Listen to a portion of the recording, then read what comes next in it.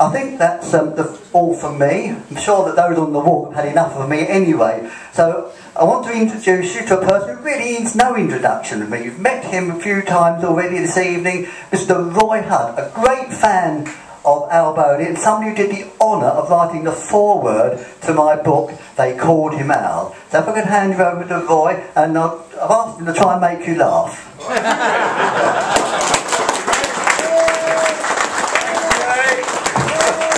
Thank you, folks.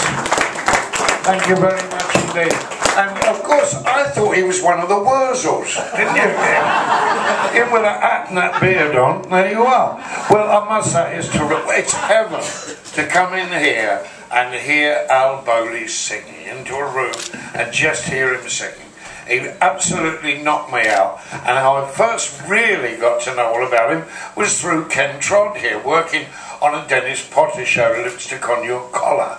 And Dennis Potter, of course, you know, was a huge fan of Al Bowley, and we used to talk about him for absolutely ages. And I have to say, what a joy it was to be able to write the foreword to Ray's book. It is an absolute masterpiece, and no one has ever done that sort of research or put it forward in such an entertaining and marvellous way. Thanks very much, Ray. You've done everybody a great job. And great news. They're going to put up a blue plaque, because a few years ago we put up one of these heritage plaques in the East End, and it said on it was halfway up a little cafe on the wall, and it said Bud Flanagan was born here, you see. And Chesney Allen was with us, and he said he was born halfway up the wall. I don't remember that. His mum must have been a tall girl. There you are.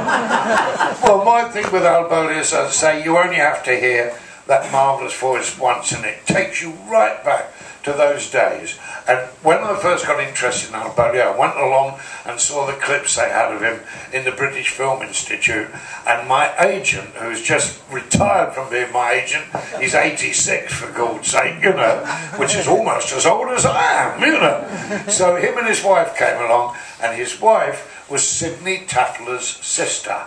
Remember Sidney Tatler always played the gangsters, didn't he, in the British B films? And we came along, and I said, you might be interested, Sheila, I'm going to watch some film of Al Bowley. She said, yes, I would. And she came along and we watched it. She said, I knew him. She said, God, I didn't know I fancy him. She said, and then she saw him on the film, and she said, and I fancy him even more even now. So that was good. But I did put together a little show called Goodnight Sweetheart, and I thought it was worth having. It was the story of Al, but what we didn't do it with a big band, and a pal of mine, Don Shearman, did some marvellous arrangements. We had a group called the Swinging Chickens, they were called, and they were all kids who were at Oxford University, about 8 of them, and he orchestrated all Bowley's orchestrations, or quite a lot of them, to human voices, and they do them. And Mark Winter played Al Bowley, he was very good. But the sound of these voices doing all those sort of Lou Stone and Ray Noble arrangements was just out of this world. It very nearly got away, but alas, didn't quite, like so many we know of, don't we, Kevin, that didn't get away. But this is marvellous to be along here today, and I wanted to stay all afternoon, but sadly I have to say we've had a death in the family, and my missus is looking after my auntie and all the family and everything, so I've got to dash back and see them. All I can say to you is I've never been asked to talk to such an erudite mob before. All know their things, and so I felt a bit like, when he said you've got to say a few words, I felt a bit like the new vicar, you know, about to give his first sermon, and he's very worried about it. So he comes up his bishop, and he said, I've got to give this first sermon on Saturday. The bishop said, I know. He said, you'll be marvellous. He said, you're a very devout young man, you'll do absolutely beautifully. He said, well, I am worried about it. He said, and I want your advice. He said, what is it? He said, well, whenever you've got an important sermon yourself to do, he said, is there any little trick you've got to sort of calm your nerves? He said, well, yes, I have actually. He said, I always, don't tell my congregation, he said, but before I get into the pulpit, I always have a small whiskey. He said, I find that calms down my nerves absolutely marvellously.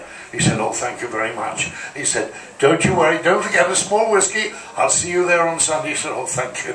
So it gets to the Sunday, right? The vicar's in the vestry. The church is packed. It was a long time ago, you know. The bishop's sitting on the front pew and he's shaking like a leaf, the vicar. So he thinks, what was this? A small whiskey.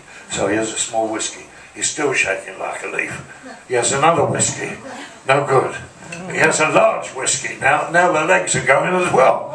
So he says, this is it. My last chance. One large whiskey up in the pulpit. He does the business. He's back in the vestry. In comes the bishop. He said, well, how did I do? The bishop said, not bad. Not bad for a first shot, he said. Just 4 little errors.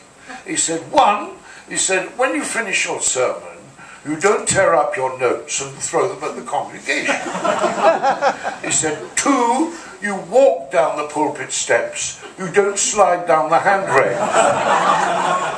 He said, 3, he said, David slew Goliath. He didn't knock 7 bells out of him. And 4, his sling was full of shot. Have a great day, everybody, and thanks for having us. Cheers.